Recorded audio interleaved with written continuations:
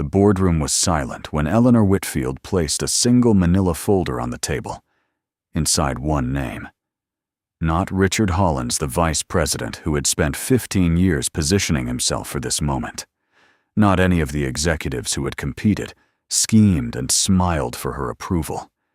Just a quiet man from the 4th floor who packed his daughter's lunch every morning and never once asked for anything.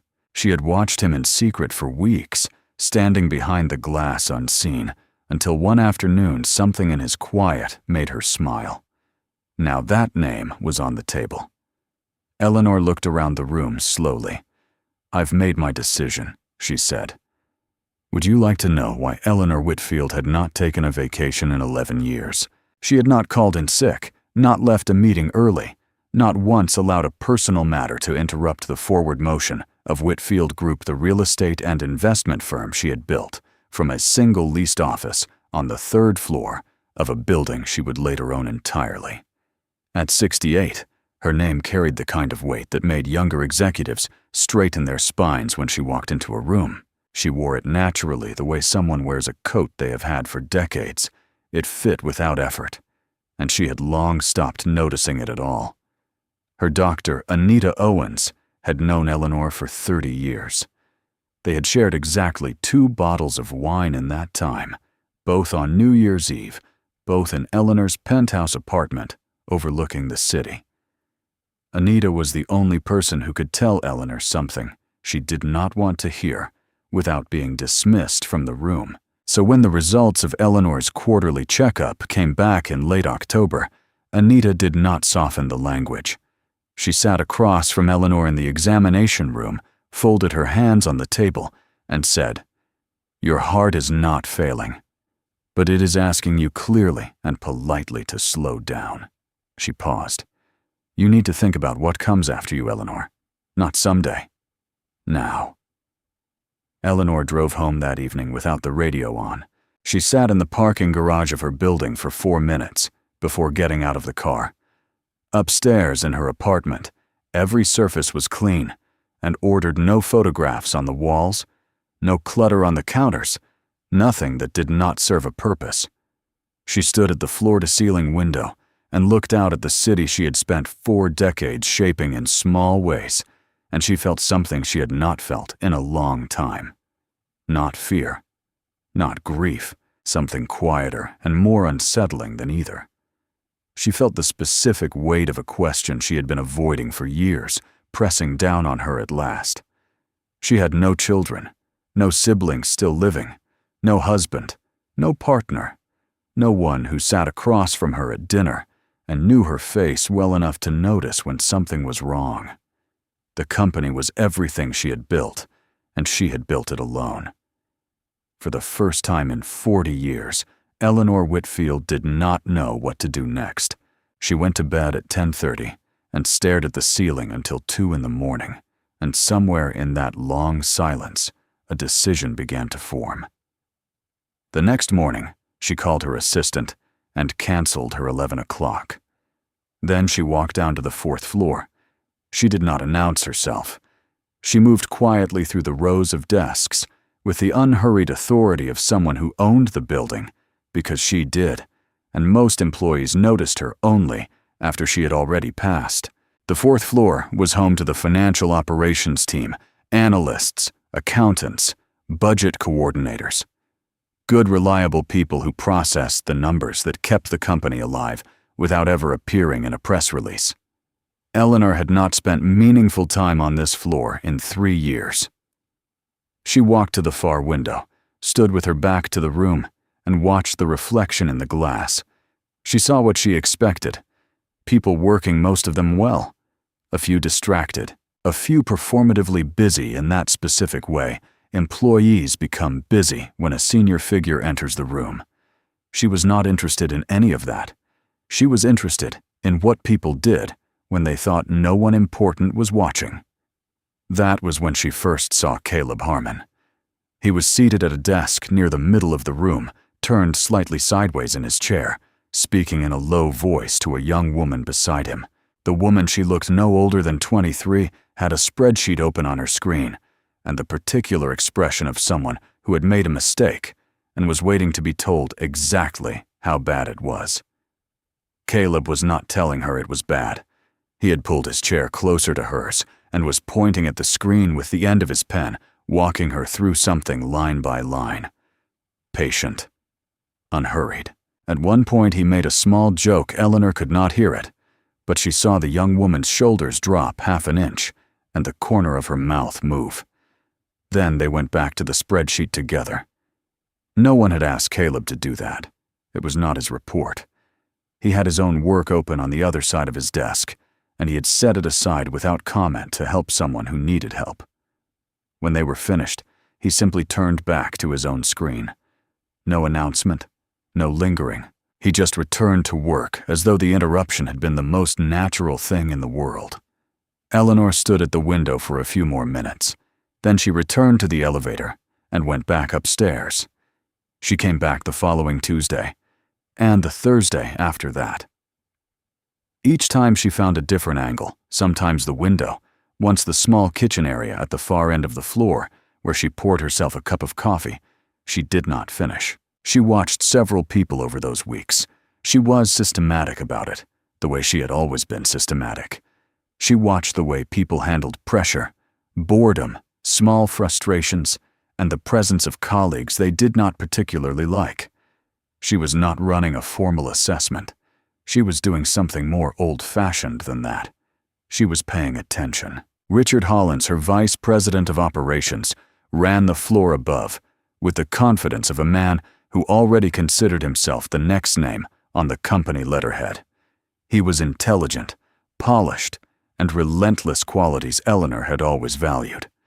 But she had begun to notice over the past year the small accumulation of things she had chosen not to address. The way he spoke to junior staff when he thought the conversation was private, the credit he accepted for outcomes that had required significant effort from people whose names he did not always remember, the particular smile he wore in meetings when a competitor made an error, not the smile of someone relieved, but of someone pleased. Eleanor had filed these observations away without acting on them. Now she was looking at everything again, and the more she looked, the more she found herself returning to the fourth floor. Caleb Harmon was 37 years old. His file was unremarkable in the way that genuinely steady people's files often are: no dramatic promotions, no failures, no gaps. He had joined Whitfield Group 6 years ago as a junior analyst and moved up twice, both times on the strength of his performance reviews rather than any particular self-promotion. His manager had written in last year's annual review, "Caleb is the kind of person who makes a department work without ever making it about himself." Eleanor had read that line 3 times. His wife had died 4 years ago. A car accident on the interstate in February, during a storm that the forecast had underestimated. He had taken 2 weeks of bereavement leave, returned to work, and never once used it as an explanation for anything that came after. He had a daughter named Sophie, who was 9 years old, and who occasionally appeared in the office lobby after school on days when the aftercare program closed early. Eleanor had seen the girl once sitting in one of the lobby chairs with a library book open in her lap, waiting for her father with the particular patience of a child who had learned that patience was simply part of the arrangement. Eleanor had watched Caleb for 3 weeks before she made a decision. The morning she called him upstairs, he arrived at her office door 2 minutes early. He was wearing a gray blazer that was slightly too formal for the 4th floor, but not quite formal enough for the executive suite, the blazer of a man who had made an effort without knowing exactly what the occasion required. He stood in the doorway and asked her assistant if he had the right floor. Eleanor heard that through the open door and felt something shift just slightly in the set of her expression. She gestured to the chair across from her desk. He sat. She placed a folder in front of him, thick bound with the Whitfield Group seal on the cover. Inside was an outline for a leadership development program. 12 months, weekly sessions with Eleanor directly, rotations through every division of the company, an expanded budget authority, and a seat at select executive meetings as an observer, then as a participant. Caleb looked at it for a long moment. Then he looked up at her and said, "Miss Whitfield, I don't understand why you're showing me this." "I'm not showing it to you," she said. "I'm offering it to you." He was quiet for a moment that lasted longer than most people would have let it. Then he said, "Can I ask what I did to be considered for this?" Eleanor studied him for a second.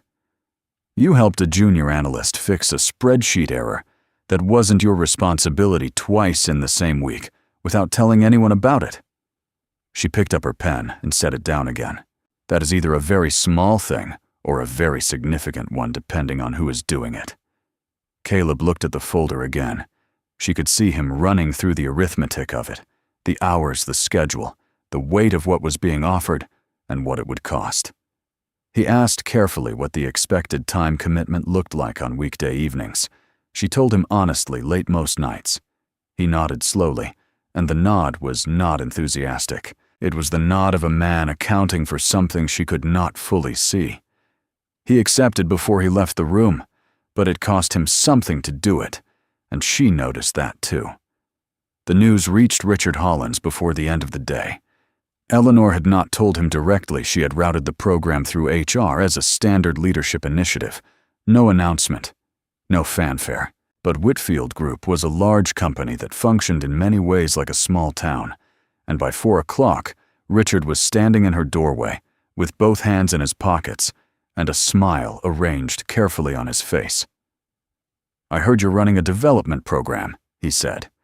"Anyone I know in the cohort, one person," Eleanor said without looking up from her desk. "Caleb Harmon, 4th floor." The smile did not move, but something behind it did. "Interesting choice," Richard said. "He's solid, quiet." He paused. "Very quiet." "Yes," Eleanor said. "I noticed that too." The first month of the program was straightforward. Eleanor met with Caleb on Tuesday and Thursday evenings in the small conference room adjacent to her office. She walked him through the structural logic of the company, not the org chart, but the actual architecture where the leverage was, which partnerships carried risk, how capital moved through the divisions. Caleb asked good questions, not clever questions designed to impress her, but practical ones, the kind that indicated he was trying to understand something rather than trying to be seen understanding it. He took notes by hand. He came back the following session having clearly thought about what they had discussed, sometimes arriving with a follow-up question that told her he had gone and looked something up on his own time. He was also, she noticed consistently, the last person to leave the building on Tuesday nights. She confirmed this by checking the access log, which she had no particular reason to do, except that she was curious. On Thursday nights, he left at 7:45 without exception, which she later understood was because Sophie's school had a parent-teacher communication window that closed at 8. Richard, meanwhile, had begun to move. Eleanor had expected this and had prepared for it in the way she prepared for most things, by waiting, watching, and saying nothing. Within 3 weeks of the program's announcement, the rumor had circulated on the executive floor that Caleb had cultivated Eleanor's attention through personal flattery during a chance encounter. Richard had not started this rumor directly. Eleanor was fairly certain of that, but he had done nothing to correct it, and in the ecosystem of a competitive workplace, failing to correct something is its own form of action. The damage was quiet, but measurable. Caleb's access to certain internal data streams slowed. Requests he submitted to cross-departmental teams came back delayed or incomplete. In one instance, a budget projection he needed for a presentation was delivered to him with 2 figures, transposed a small error, the kind that would be invisible to most people, but the kind that becomes catastrophic when presented in front of senior leadership. Caleb found it the night before. He stayed until 11 correcting it, and he said nothing to Eleanor about it the following morning. She found out through her own channels. The quarterly board presentation fell in the middle of February, 8 weeks into the program. Eleanor had arranged for Caleb to present a segment on operational efficiency, a defined scope clearly within his expertise, nothing he wasn't prepared for. He had worked on it for 2 weeks, Eleanor had reviewed the materials herself 3 days before. Everything was correct. The morning of the presentation, the file on the shared drive had been altered. It was not obvious. 2 figures in the third section had been changed small enough that a casual reviewer would miss them, significant enough that anyone with deep familiarity with the numbers would catch the inconsistency immediately. The board caught it. One of the senior directors, a sharp woman named Frances Caldwell, who had been with the company for 9 years, raised her hand midway through Caleb's segment and pointed it out in the flat, factual tone of someone identifying an error rather than attacking the presenter. The room went still in the particular way rooms go still when something has gone wrong. Caleb stopped. He looked at the slide. He looked at his printed notes, which had the original figures. He said quietly and without fumbling, "Thank you, Miss Caldwell. You're correct. The figures on this slide don't match my source data. I'd like to present from the printed version and submit a corrected deck this afternoon if that's acceptable." Frances Caldwell said it was acceptable. The presentation continued. Eleanor did not say a word during the entire segment. She sat at the head of the table with her hands folded and her expression giving away nothing at all. After the meeting, she called Caleb into her office. He came in with his folder under his arm and stood by the chair, not sitting until she indicated it. She looked at him for a long moment and said, "Do you know how that file was changed?" There was a pause. Not a long one, but long enough to mean something. "I have an idea," Caleb said. "Is it someone in this building?" He met her eyes. "I think so." "Do you want to tell me who?" He looked at the folder in his hands. He set it on the table, opened it to the printed copy of his presentation, and straightened the edges against the table surface. Then he looked up and said, "No." Eleanor held his gaze for another moment. Then she turned to look out the window. The city was gray and cold, the kind of February afternoon that made everything outside look still.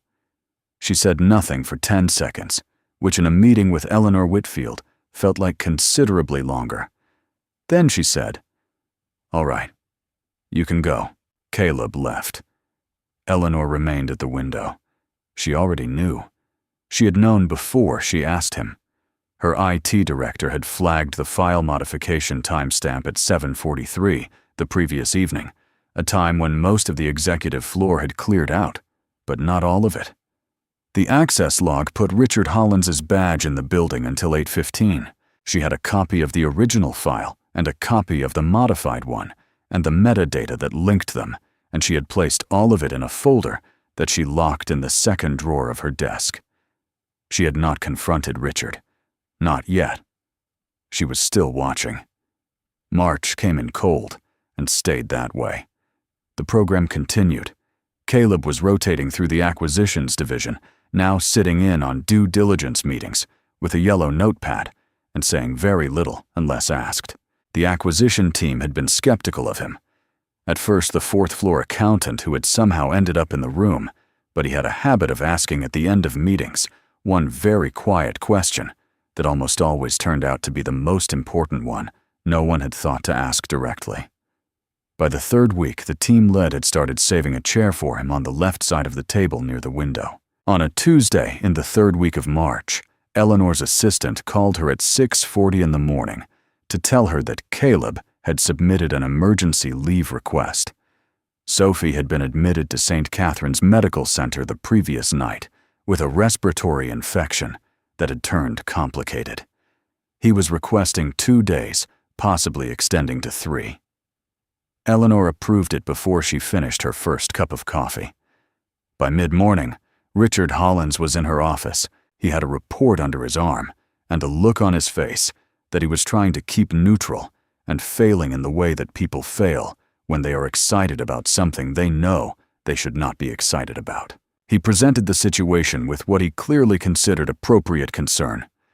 The Harrington acquisition had a hard deadline in 7 days. The financial models required sign-off at each stage. Caleb was the only person with full visibility into the current phase of the numbers, and his absence created a real risk to the timeline. "I'm sure there are other analysts who could step in," Richard said. "With some guidance. It would slow things down, but it's workable." He paused. "If we decide to work around the absence." Eleanor looked at him for a long moment. "What's the alternative you're implying?" Richard spread his hand slightly. "A leader has to be available. It's not a criticism, it's a reality. If the program's purpose is to develop someone capable of running this company, that person needs to demonstrate they can prioritize accordingly." Eleanor said nothing. The Harrington acquisition fell short on its first-stage deadline by 36 hours. The deal did not collapse. It was delayed, renegotiated at a slight adjustment to the terms, and ultimately recovered in a form that cost the company less than 0.5% of the projected gain. In the calculus of a multi-billion-dollar operation, it was a rounding error. But it gave Richard the number he needed, and the following week, he submitted a formal memo to the executive committee recommending that Caleb be removed from the leadership program on the grounds of insufficient availability and commitment. The memo circulated. 3 committee members signed it. Eleanor received it in her inbox on a Wednesday afternoon, read it once, and did not respond. That Friday, a notification went out from HR Caleb Harmon's participation in the Whitfield Leadership Development Initiative had been suspended pending committee review. His access to the executive rotation had been paused. The email was signed by the committee, not by Eleanor. She had not signed it. She had not stopped it either. Caleb received the notification on his phone in the hospital waiting room, sitting in a plastic chair with Sophie asleep against his shoulder, her small hand wrapped around the edge of his sleeve. He read it twice. Then he put the phone face down on his knee and looked at the wall across from him. Pale green paint, a motivational poster about recovery that no one had updated since at least 2012, and he breathed out slowly, the way a person breathes when they are choosing deliberately not to let something break them. He did not send a reply. He did not call anyone. He sat with his daughter until visiting hours ended, drove home, made her soup from a can because it was all he had the energy for, and sat at the kitchen table for a while after she fell asleep, looking at nothing in particular. A month-old drawing of his was still tacked to the refrigerator. Sophie had drawn it for a school project called My Family, and in the picture there were 2 figures, one tall, one small, both with enormous circular heads and stick arms stretched toward each other. Under the tall one she had written Dad in purple crayon. Under the small one she had written Me Sophie. The refrigerator was old, and one of the magnets was losing its adhesion, and the drawing had started to tilt slightly to the left. Caleb straightened it before he went to bed. He came back to work the following Monday. He returned to his desk on the 4th floor, opened his laptop, and did his job. It was Richard who didn't see it coming. For 6 months while the program had been running, Eleanor had been doing something else. Something that had nothing to do with Caleb directly. She had quietly commissioned a forensic accounting review of Whitfield Group's subsidiary transactions over the previous 5 years. She had not used the company's internal audit team. She had hired an outside firm out of her own holdings, and the engagement had been structured as a private matter. The firm delivered their report on the 2nd Monday of April, and Eleanor read all 214 pages in a single afternoon with her door closed and her calls held. Richard Hollins had been redirecting funds through a network of 3 consulting entities companies that existed on paper, invoiced Whitfield Group quarterly for strategic advisory services, and deposited the payments into accounts that connected through several layers to holdings in Richard's name. It had been running for 4 years. The total was not enormous relative to the company's scale, but it was deliberate, it was sustained, and it was careful. The kind of careful that indicated he had never expected to be caught. The kind of careful that revealed more than any single act the character of the person behind it. Eleanor placed the report in the same drawer as the file modification evidence. She added a 3rd document, a log she had been maintaining herself by hand, of 17 specific interactions she had witnessed or been informed of, in which Richard had acted to undermine Caleb, deceive colleagues, or represent himself falsely to the board. She had been keeping this log since December. She closed the drawer, locked it, and called her attorney. She gave it 3 more weeks. In those 3 weeks, she continued to say nothing, attended the regular executive meetings, nodded at Richard's updates, and thanked him at the end of one Wednesday meeting for his work on the Harrington recovery, which he accepted with the composed, modest expression of a man who had practiced it. She watched him receive that thanks and felt something she hadn't expected, not satisfaction, not contempt, but a plain and quiet sadness. She had known Richard for 15 years. She had trusted him with real authority. The waste of it was genuine, and she let herself feel that for exactly as long as it was useful. Then she called the meeting. The invitation went out 2 days in advance. All senior leadership, the full executive committee, the board liaison, and this was the detail that puzzled everyone who received it. Caleb Harmon, 4th floor, currently on program suspension. The meeting was scheduled for 9 o'clock on a Thursday morning in the main boardroom on the 22nd floor. No agenda was listed, just Eleanor's name as the convener and a single-line review of executive leadership and succession. Caleb arrived at 8:58 and stood near the door for a moment, not sure where to sit.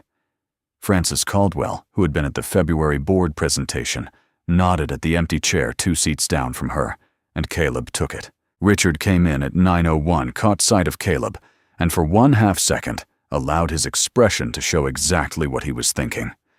Then he arranged his face again and sat down. Eleanor entered at 9 o'clock, sharp, set her leather portfolio on the table, and did not sit. She looked around the room once, in the way she had looked around rooms for 4 decades, and the room went quiet. She began with Richard. She presented the forensic report without theater, no raised voice, no lengthy preamble. She cited the consulting entities by name, the transaction dates, the total figures, the account connections. She placed a summary copy in front of him on the table and a copy in front of the board liaison. Richard did not speak. His face had gone a color that Eleanor had not seen on him before. She gave him 30 seconds of silence after she finished, which was more than he had given a great many people in his 15 years at this company. Then she moved on. She presented the IT log from the file modification. She presented her own personal notes. She presented the memo Richard had circulated, recommending Caleb's removal, alongside the performance data she had assembled on Caleb's actual contributions over the course of the program, the due diligence question that had saved the acquisitions team $200,000 in revised contract terms, the process inefficiency he had identified in the compliance workflow that had been quietly implemented 3 weeks later, the junior analyst on the 4th floor he had helped on a Tuesday afternoon without being asked because she needed help, and he was there. The room was silent throughout. Frances Caldwell had her hands folded on the table. The board liaison was writing something down in the measured, deliberate way that meant what was being written would matter later. When Eleanor finished, she turned and looked directly at Caleb for the first time since the meeting had started. He had not interrupted, not shifted in his chair, not looked at Richard even once. He was watching her with the same steady attention he had given every session in that small conference room present, careful asking nothing. "I want to explain something," Eleanor said, and her voice was even. "When the committee voted to suspend you from the program, I did not override it." She paused. "I needed to see what you would do." She let a beat pass. "You went to the hospital. You stayed with your daughter. You came back to your desk on Monday and did your job without complaint, without lobbying anyone on your own behalf, and without making your situation into anyone else's problem." She looked at him steadily. "That is not a weakness. That is the single most important quality I've been looking for in the person who will run this company after me." Nobody moved. "I have already spoken to my attorney in the board chair," Eleanor continued. "Richard's resignation will be accepted today, and the matter has been referred for legal review. Effective next quarter, I am reinstating the leadership program and formally designating Caleb Harmon as my successor in training. The full transition timeline will be presented to the board next month. She sat down. She opened her portfolio. If anyone has questions, I'll take them now. There were questions. Several of them were good ones. Eleanor answered each one, plainly and completely, and the meeting ran until 10:45. When it ended, people gathered their things and filed out in the particular subdued way of people who have just witnessed something they will be thinking about for a long time. Richard left without speaking. His resignation was on Eleanor's desk before noon, and the legal referral went out that afternoon. Caleb was the last person to leave the boardroom. He stood at the door, his notepad under his arm, and looked at Eleanor, who was still at the table going through her portfolio. She did not look up. "Ms. Whitfield," he said. "Caleb, I want to accept. I do." He was quiet for a moment. "I need you to know that I'll still be dropping Sophie off at school in the mornings." Eleanor turned a page in her portfolio. "I know," she said. "I factored that in." He left. She listened to his footsteps cross the hallway to the elevator, and then she sat alone in the boardroom for a few minutes, in the late morning light, coming through the east-facing windows, the same windows she had stood at almost every week for the past several months, watching the city below do the ordinary and essential work of being itself. She thought about what Anita had said in the examination room in October. She thought about the question she had been avoiding for 40 years. She looked at the empty chair where Caleb had been sitting, and she felt with some surprise that the question no longer felt quite so heavy. It was a Friday in early May when Sophie came to the office. Caleb had a late meeting that had run over, and Sophie had been dropped by the aftercare bus at the building's front entrance with her backpack and her library book, and had been settled into a lobby chair by the front desk staff, who all knew her by now. Eleanor was on her way out at 6:15 when she saw the girl, small, dark-haired, reading a book about ocean animals with a concentration that reminded Eleanor unexpectedly and sharply of herself at that age. She stopped. The lobby was quiet. She stood for a moment, and then she walked over and sat down in the chair beside Sophie. The girl looked up. "You're the lady from the top floor," Sophie said. "Dad showed me a picture of you once. You looked serious." "I was probably having my picture taken," Eleanor said. "I don't enjoy it." Sophie considered this with the gravity of a 9-year-old evaluating a reasonable position. "I don't either," she said. "My nose looks wrong in pictures." "Mine too," Eleanor said. They sat in easy quiet for a few minutes. Sophie returned to her book. A delivery arrived at the front desk, and the staff handled it. The building's ventilation hummed at a low, steady frequency that Eleanor had always found, despite everything oddly calming. When Caleb came out of the elevator at 6:32, buttoning his jacket, and already apologizing before he had spotted them, he stopped when he saw his daughter sitting beside Eleanor Whitfield in the lobby of the building. He stood very still for a second. "We were just talking," Sophie said, already sliding off the chair and collecting her backpack. "She has the same nose problem as me." Caleb looked at Eleanor. Eleanor stood, straightened her coat, and said simply, "She's a good reader." She walked to the exit. Behind her, she heard Sophie ask her father in a stage whisper what the nose problem was. She did not hear his answer. The evening air outside was mild and smelled of recent rain, and she walked to her car, thinking of very little, which was unusual for her, and which felt something like rest. 3 weeks later, on a morning in late May, Eleanor was in her office when her assistant brought her an envelope, small white, sealed with a strip of tape that had been applied slightly crooked, the way tape gets applied by someone whose hands are too small for the task. Eleanor's name was written on the front in purple crayon. Inside was a single folded piece of paper, a drawing in the style she recognized from the refrigerator photograph Caleb had once accidentally left visible on his phone during a video call. 2 figures. One tall, one small, and beside them, a third figure slightly taller than the small one, slightly shorter than the tall one, with curly lines for gray hair and what appeared to be a briefcase in one hand. Under the third figure, in careful, deliberate letters, the lady who found my dad. Eleanor sat with the drawing for a long time. Then she got up, walked to the far wall of her office, the wall that held the degrees, the awards, the photographs, with senators and executives and foreign dignitaries, and she took down one of the framed certificates and set it against the baseboard.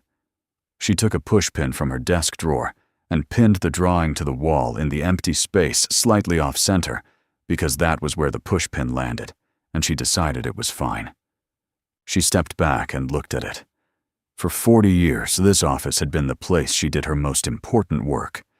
She had always believed that. She still did. But looking at the drawing, the crooked figures, the purple crayon, the three people standing together in front of a building that was taller than all of them, she understood quietly and without drama that the most important thing she had ever done in this room was sit at that table on a Tuesday evening and finally decide to look up from her desk. Luck does not always announce itself. Sometimes it is standing on the fourth floor, waiting to be seen.